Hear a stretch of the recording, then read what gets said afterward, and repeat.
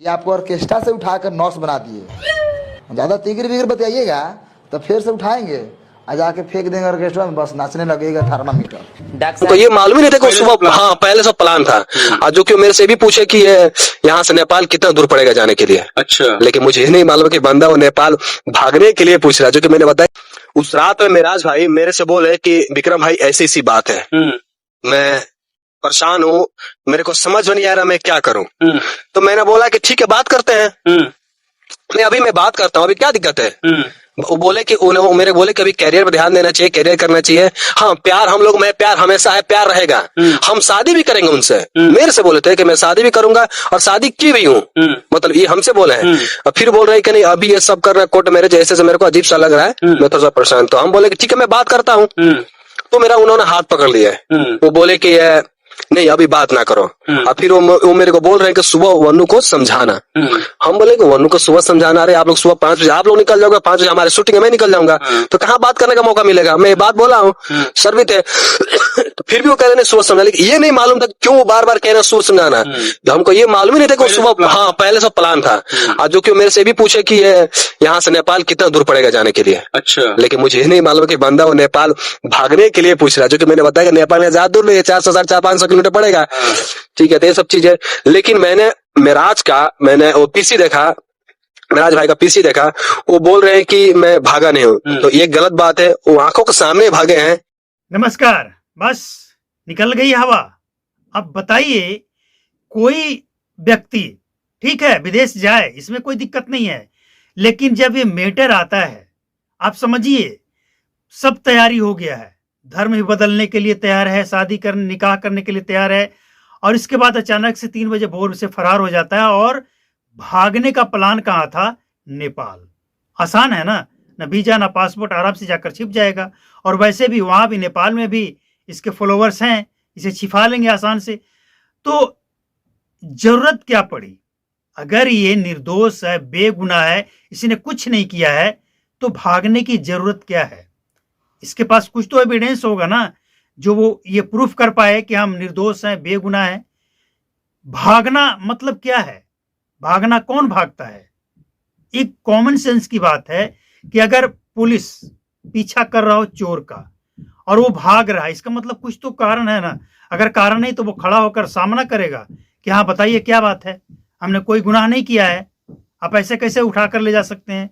और अगर ले जाएंगे तो कोर्ट में चैलेंज करेंगे। तो मनी मेराज आखिर नेपाल भागना क्यों चाहता था? मतलब साफ है, वन्नू द ग्रेट जब से आरोप लगाना शुरू की है, और तमाम आरोप, और इतना ही नहीं, मन्नू द ग्रेट आरोप यहां तक लगा चुकी है कि मनी मेराज के टीम के लोगों ने भी इसमें पूरा सहयोग किया है, मनी मेराज को बर्बाद करने में, बदनाम करने में और इस रिश्ते को तोड़ने में। और ये सब सबूत कोर्ट में दिया जाएगा, वो देगी, और नहीं देगी तो ये केस हारेगी। अब इस केस में क्या होगा ये भविष्यवाणी कोई नहीं कर सकता है, क्योंकि इस केस में 2 ही ऐसे लोग हैं जो सच्चाई को जानते हैं, जो एलिगेशन लगे हैं उसकी सच्चाई को जानते हैं। और ये सच्चाई तब सामने आएगा जब कोर्ट में पेशी होगी। और जब तक, एक बात आप ध्यान रख लीजिए, जब तक वन्नू द ग्रेट कोर्ट में जाकर अपना बयान नहीं देगी, अपना बयान दर्ज नहीं कराएगी, तब तक बिना वन्नू द ग्रेट के बयान के सुने मनी मेराज को जमानत नहीं मिल सकता है। कारण है कि अगर जमानत मिलना होता तो अब तक मिल गया होता। कोर्ट ने अगर रिजेक्ट किया है तो वो एलिगेशन को देखते हुए कि आखिर इतने संगीन आरोप और इसको हम जमानत दे दें। जमानत दे देंगे, ये सेलिब्रिटी है, पावरफुल है, बाहर जाएगा, डराएगा, धमकाएगा, लोगों को पैसे देगा और गवाहों को प्रभावित करेगा, केस को कमजोर करेगा।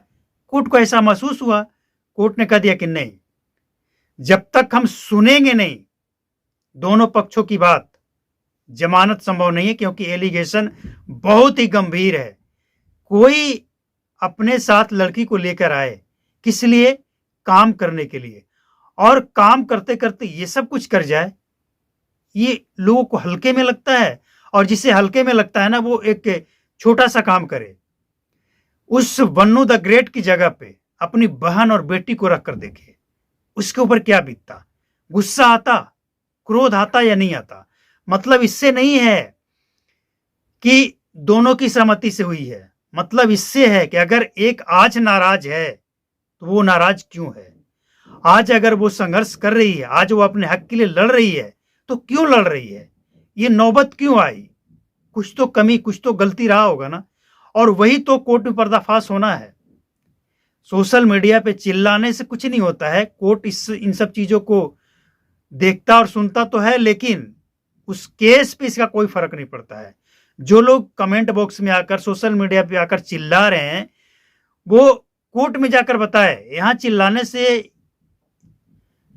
पन्नू द ग्रेट को सबूत मिलेगा और ये केस और मजबूत होगा और लंबे टाइम के लिए मनी मेराज जेल रहेगा। एक बात आप अच्छी तरह समझ लीजिए कि कोई भी व्यक्ति ईमानदार होगा, बेदाग होगा, निर्दोष होगा तो भागेगा कभी नहीं। लेकिन जो बंदा नेपाल भागने की तैयारी में था, उसके अंदर कुछ न कुछ वो खोट है, वो छिपाना चाहता है, जिस चीज को वो अच्छी तरह से जानता है कि मेरे पास भागने के सिवा दूसरा कोई रास्ता नहीं है। लेकिन अब इन सब चीजों को आप समझिए कि अगर उसे भागना ही होता, कुछ लोग कहेंगे कि अगर उसे भागना ही होता तो वो गिरफ्तार क्यों होता, कैसे होता। तो इसके पीछे का भी लॉजिक है, उसको समझना होगा। मनी मेराज के केस में रफ्तार कब पकड़ा है ये, और मनी मेराज का ये प्रकरण शुरू कब से हुआ है। जब से वो ये प्लान किया कि हम कोर्ट में शादी करेंगे, होटल बुक हुआ था, और इसके बाद उसे अचानक से एहसास होता है कि हम ये गलत कर रहे हैं। हम एक ही लड़की के ऊपर क्यों टिक कर रहे हैं। हम सेलिब्रिटी हैं, मेरे पास ऐसे ऐसे कितने हीरोइनें आएगी जाएगी, हम टिकने वाले नहीं हैं, हम और आगे बढ़ने वाले हैं। मनी मेराज को ये सब एहसास हुआ और वो तरह तरह के एलिगेशन लगाकर, पहले एलिगेशन उसने भी लगाया है कि हमें बदनाम किया जाए, फलना किया। अरे कोई बदनाम क्यों करेगा, और अगर करेगा तुम्हारे पास प्रूफ है तो वो प्रूफ दो। तो बन्नू द ग्रेट ये जो कुछ भी की है, इसके पीछे कुछ सच्चाई तो है। और ये मनी मेराज, देखिए हम नाम इसका भूल जाते हैं, हम इसको कुछ खास जानते नहीं इसके बारे में। मनी मेराज जो है ना, वो ये सोचता था कि हम पावरफुल हैं, कुछ भी हो सकता है, मेरे ऊपर कोई आरोप नहीं लगा सकता है, और नौबत यहां तक आ जाएगा कि हम जेल चले जाएंगे। ये मनी मेराज ने कभी नहीं सोचा था। उसको इस बात का इल्म ही नहीं था, एहसास ही नहीं था कि वो कभी जेल भी जा सकता है। और जब जेल जाएगा तो बाहर निकलने के लिए उसे इतना सारा एविडेंस चाहिए, क्या क्या चाहिए, इतना सारा फोर्स करना पड़ेगा, पैसे खर्च करने पड़ेंगे, वकील का एक फौज खड़ा करना पड़ेगा। ये सब चीज वो सोचा नहीं था। अगर वो सोच लिया होता ना तो वो कंप्रोमाइज करता, ये भागने की तैयारी नहीं करता। और अगर वनु द ग्रेट के साथ गलत हुआ है तो उसे इंसाफ मिलना चाहिए, और अगर मनी मेराज के साथ कुछ गलत हुआ है तो मनी मेराज को भी इंसाफ मिलना चाहिए। ऐसा नहीं है कि मनी मेराज कोई आतंकवादी है, बेगुनाहों का जान लिया है। हाँ, गलती किया है, गुनाह किया है, उसकी सजा मिलनी चाहिए।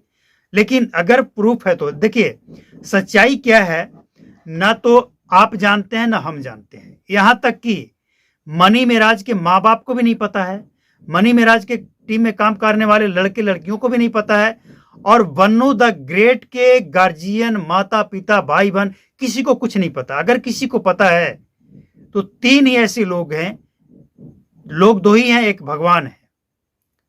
तो चाहिए दोनों को पता हो या भगवान को पता होगा कि आखिर सच्चाई कितनी है।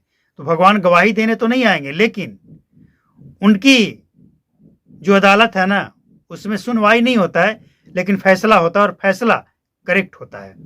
अब सवाल यह है कि अगर मनी मेराज को यह एहसास हो गया होता ना कि नौबत यहां तक आएगा, तो वो ये गलती कभी नहीं करता जो गलती वो किया है।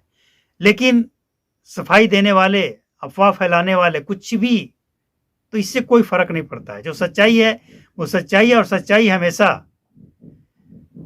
आगे रहता है, छिपता नहीं है, मिटता नहीं है, हमेशा आगे रहता है। और एक बात और समझ लीजिए कि जितने लोग मनी मेराज के सपोर्ट में हैं, वो मनी मिराज की तारीफ करें, लेकिन तारीफ करने के दरमियान ये मत भूल जाना कि कुछ गाइडलाइंस होता है, कुछ प्रोटोकॉल होता है और संस्कार भी होता है, जो आपके विचार बताता है कि आपके संस्कार कैसे हैं। अब ज्यादा कुछ बोलने का कोई मतलब नहीं है, समझने वाले समझ गए और जो ना समझे वो समझेंगे भी नहीं।